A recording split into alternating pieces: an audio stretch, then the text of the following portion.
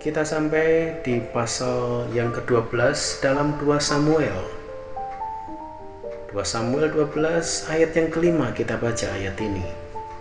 Lalu Daud menjadi sangat marah karena orang itu dan ia berkata kepada Nathan, "Demi Tuhan yang hidup, orang yang melakukan itu harus dihukum mati."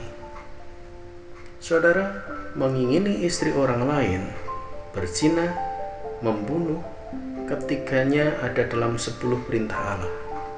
Namun 3 hal inilah yang dilakukan Daud sekaligus. Ketika Nabi Nathan kemudian diutus Tuhan untuk datang pada Daud, Alkitab mencatat bahwa anak hasil perzinahan Daud dan Batseba itu sudah lahir. Jadi setidaknya ada waktu 9 bulan sejak peristiwa perzinahan Daud terjadi, dan anehnya tidak ada usaha Daud untuk bertobat. Bahkan ketika Nathan menyampaikan cerita tentang orang kaya yang merampas anak domba orang miskin, Daud justru marah dengan orang kaya fiktif yang diceritakan Nathan itu. Daud tetap tidak sadar bahwa apa yang diceritakan Nathan itu jelas-jelas ditujukan kepada dirinya. Daud, seorang yang berkenan di mata Tuhan, ternyata telah hilang kepekaannya terhadap dosa. Daud yang dulu pernah 2 kali menolak membunuh Saul, padahal itu langkah yang bisa dibenarkan dalam situasi perang, ternyata sama sekali tidak merasa bahwa perzinahan dan pembunuhan orang yang tak bersalah telah ia perbuat, dan itu adalah dosa yang besar. Dengan berapi-api ia bahkan marah dan mau tokoh fiktif dalam cerita Nathan itu dihukum mati, dan ia harus membayar ganti rugi berkali-kali lipat. Apa yang terjadi pada Daud sudah seharusnya menjadi peringatan bagi kita juga.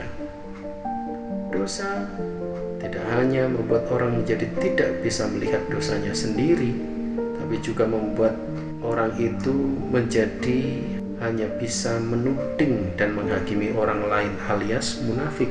Dari kisah Daud ini, beberapa hal harus kita ingat.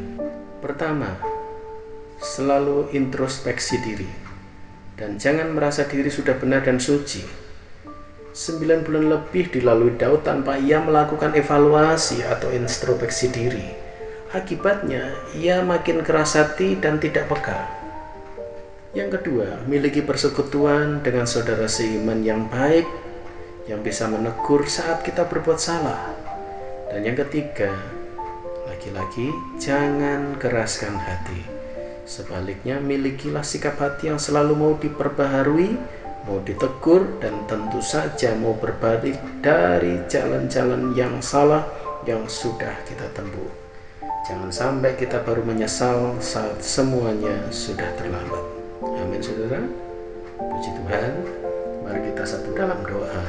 Terima kasih Bapa di surga, bersyukur kepadamu kami boleh belajar untuk setiap kali kami merenungkan firman-Mu, dan ketika Engkau membongkar dosa kami segera bertobat.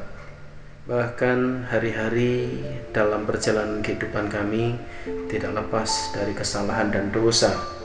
Melalui firman-Mu hari ini mengingatkan kami agar kami selalu belajar introspeksi diri, mengevaluasi apakah ada hal-hal yang salah yang kami lakukan yang tidak berkenan kepada Tuhan, dan harus kami perbaiki dan benahi supaya kami tetap memiliki kepekaan atas dosa, supaya kami tidak terjebak dalam keadaan hati yang keras karena kami membiarkan dosa berlarut-larut tetap ada dalam hidup kami. Terima kasih ya Tuhan. Terima kasih buat teguran firman-Mu hari ini.